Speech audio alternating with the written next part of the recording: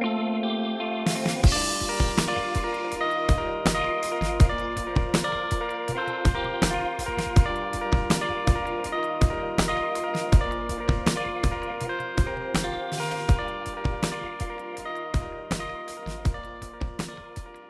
like to get your greenhouses to face east to west.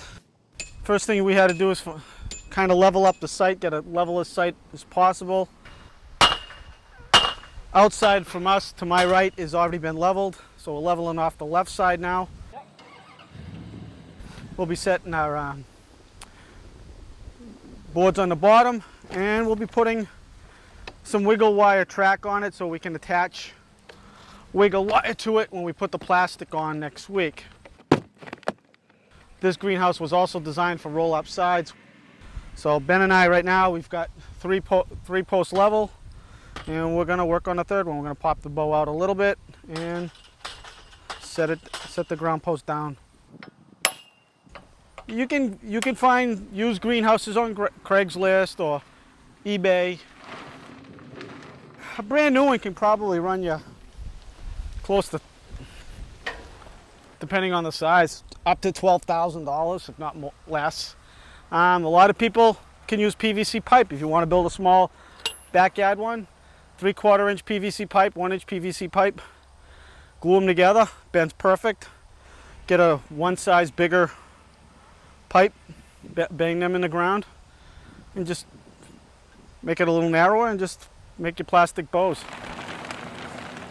I do recommend when you do put a plastic on it, don't buy hardware store plastic. Go buy a regular greenhouse plastic. It'll last you a few seasons.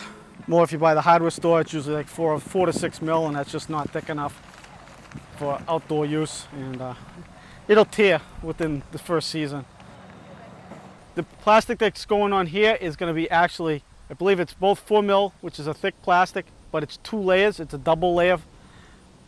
Reason for the double layer, we're actually going to blow air in between them, and it's going to create an insulated factor a little bit, and we'll be able to heat the greenhouse, and it'll double the longevity of our plastic also, because you'll have a double layer of plastic, so you'll gain a little longevity out of it, but it's basically for an insulation factor. Today's kind of a breezy day. You probably need minimum of 8, probably 4 on each side, and probably a couple in the middle. So you're probably looking at least 4. 4 would be the minimum. 8 would be optimal to get it up and over.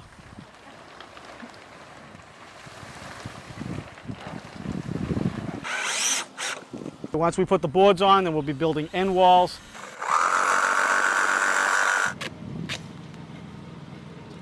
Then we'll be taping every joint where there's a bolt, so it does not tear the plastic.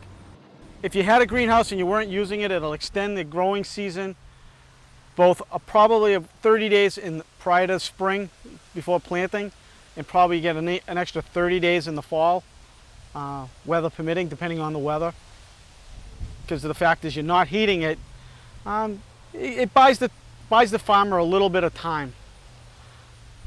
But if you had a heated greenhouse, then you could start propagating your seeds in the greenhouse back in late February, early March, getting ready for the season. Your tomatoes, your squash plants, everything that you need to grow in the field, you can start it in a heated greenhouse, then go from the heated greenhouse to a cold hoop house, which is the next step to harden them up a little bit, then out to the field.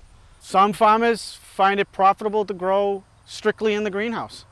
Some farmers grow their tomatoes right in the greenhouse 100% of the time. They just set it up and grow vine-ripe greenhouse tomatoes, and they get a lot more money for them than growing regular tomatoes out in the field. This has given our farmers not an advantage, but making them equivalent to the rest of the growers in the area to have access to greenhouses.